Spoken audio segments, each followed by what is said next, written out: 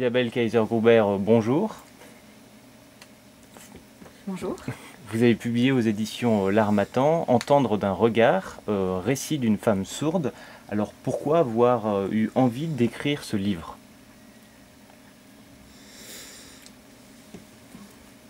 En fait, j'ai écrit ce livre pour plusieurs raisons, et je vais en développer trois. Pour moi, l'écrit, c'est un outil de communication. C'est une forme d'expression très libre et très ouverte. Et je pense que c'est plus facile pour moi de m'exprimer par écrit, parce que quand on n'est pas dans la spontanéité des mots et de l'expression orale, je trouve qu'on a plus de recul.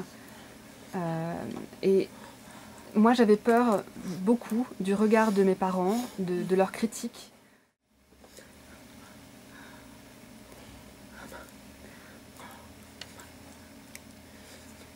En fait,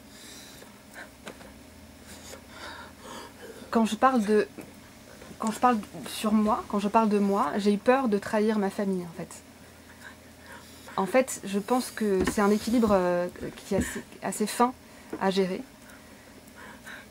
Et pour moi, en deuxième, je dirais que écrire a été une thérapie.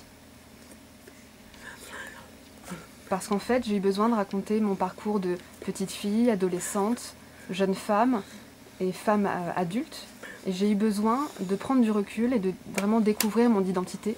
Et je pense que j'ai découvert beaucoup de choses sur moi-même, sur les erreurs aussi que j'ai faites dans ma vie. Mais c'est vraiment quelque chose qui a été utile pour moi.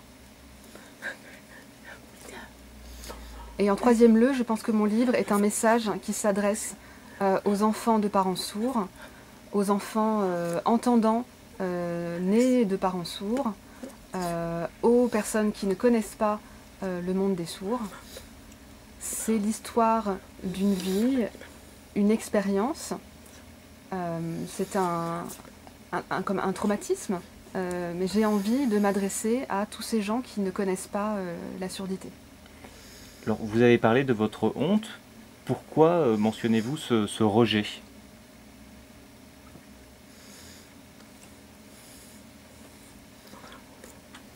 En fait, pendant 40 ans, je n'avais pas vraiment conscience de ma surdité. C'est-à-dire que je vivais pour moi comme tout le monde.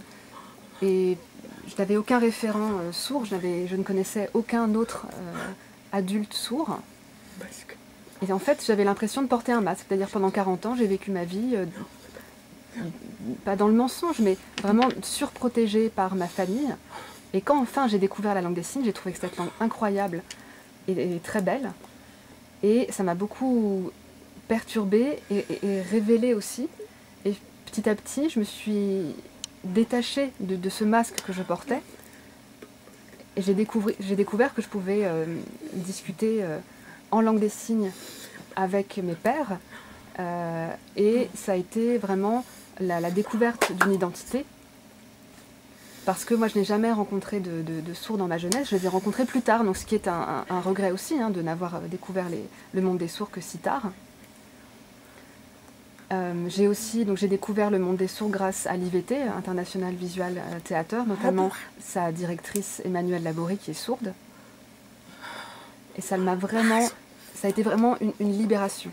C'est comme si c'était comme une deuxième naissance. C'était tellement beau à voir ces sourds sur scène qui s'expriment avec leur corps, qui sont libres. Ça m'a tellement émue quand j'ai vu ça pour la première fois. Et aussi, j'ai découvert le chant-signe, c'est-à-dire l'expression de l'art en langue des signes et sans voix, simplement avec la beauté de la langue des signes. Je remercie énormément IVT de m'avoir permis de découvrir ce monde des sourds et d'avoir découvert mon identité de sourde. Mais ensuite, pour moi, ça représente vraiment un épanouissement, vraiment. Maintenant, tu choisis un oral français ou tu abandonnes l'oral? Alors non, en fait, je ne peux pas abandonner l'oral parce que le français, c'est ma langue maternelle. J'ai grandi dans le français et dans l'oral pendant 40 ans, quand même. Et donc je suis allée en formation pour apprendre la langue des signes. parce que quand on n'est pas habitué, enfin, c'est pas une langue qui est facile non plus à apprendre, c'est pas si évident. Donc la langue des signes, c'est ma deuxième langue. Parce que pour moi, le français, c'est comme un tatouage, si vous voulez, c'est quelque chose qui fait partie de moi et que je ne peux pas enlever. Maintenant, la langue des signes est comme un complément, et en fait, je navigue entre les deux langues. Quand une ne fonctionne pas, je passe dans l'autre. Avez-vous finalement trouvé votre place dans le monde des sourds? Pas vraiment, pas tout à fait. Je dirais que je la cherche encore et que j'ai encore besoin d'introspection parce que je ressens encore beaucoup de colère.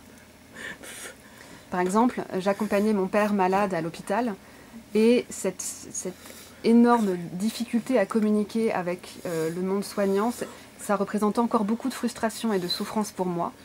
Et donc je me dis que peut-être l'écriture d'un deuxième livre serait l'occasion de poursuivre dans la recherche de cette identité et surtout, suite à l'édition du premier livre, grâce aux critiques et aux retours sur ce premier livre, je pourrais enrichir mon témoignage et en publier un deuxième. Ça veut dire que quand on reçoit les critiques, ça veut dire que toi, tu vas changer ta vie? Non. Justement, par rapport à toutes ces critiques, elles ne me feront pas changer mon identité, mais par rapport à la recherche de ma place actuellement, je suis effectivement entre les deux mondes.